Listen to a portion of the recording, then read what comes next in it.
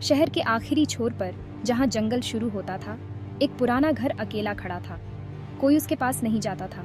उसकी खिड़कियां खाली आंखों की तरह थीं, जो एक टूटते हुए चेहरे से बाहर देख रही थीं। लताएं कंकाल की उंगलियों की तरह सड़ती हुई लकड़ी से चिपकी हुई थीं। घर के आसपास की हवा भारी लगती थी, जैसे सीने पर कोई भार हो। स्थानीय लोग घर के बारे में कहानियां सुनाते थे।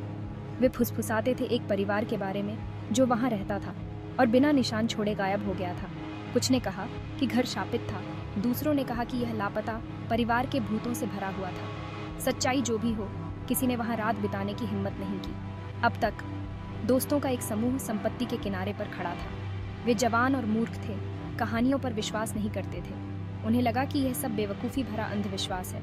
वे बहुत बड़ी गलती करने वाले थे। कुल मिलाकर 5 दोस्त थे। रोहन, लीडर, हमेशा सबसे बहादुर। प्रिया, शक्की, भूतों पर विश्वास नहीं करती थी। विक्रम, नर्वस, वहां नहीं रहना चाहता था।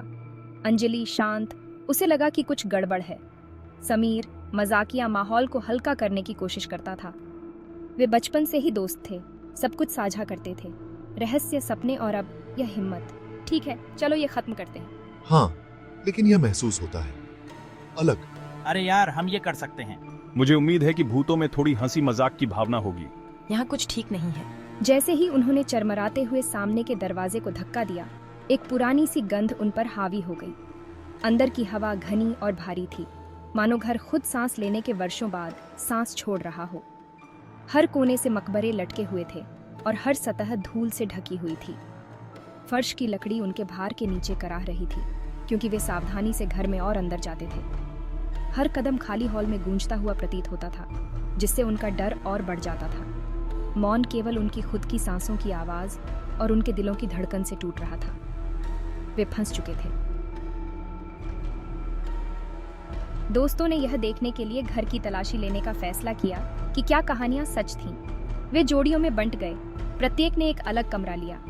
रोहन और प्रिया ऊपर चले गए, विक्रम और अंजलि भूतल पर रहे और समीर ने तहखाने का पता लगाने का फैसला किया। बड़ी गलती। प्रिया, क्या तुमने वो देखा वहाँ कोने में?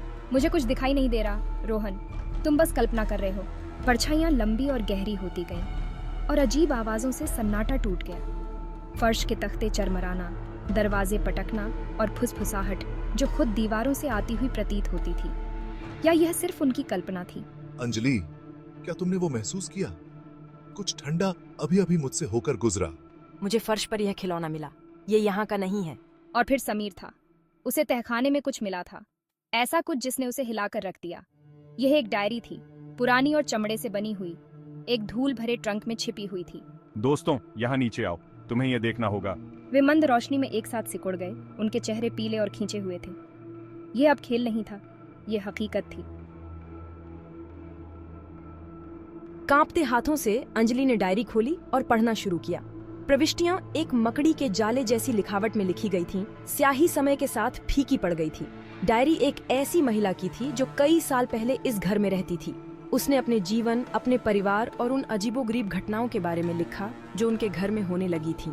उसने लिखा था कि कैसे घर में खुद का जीवन था, कैसे वस्तुएं अपने आप हिलती थीं और कैसे उसे उसके नाम से आवाजें आती थीं। उसने अपने डर, अपने व्यामोह और अपने बढ़ते हुए विश्वास के बारे में लिखा था कि उनके घर में कुछ बुराई जड़ पकड़ चुकी है। लेकिन सबसे खौफनाक प्रविष्टि आखिरी थी। यह अगले दिन की तारीख थी।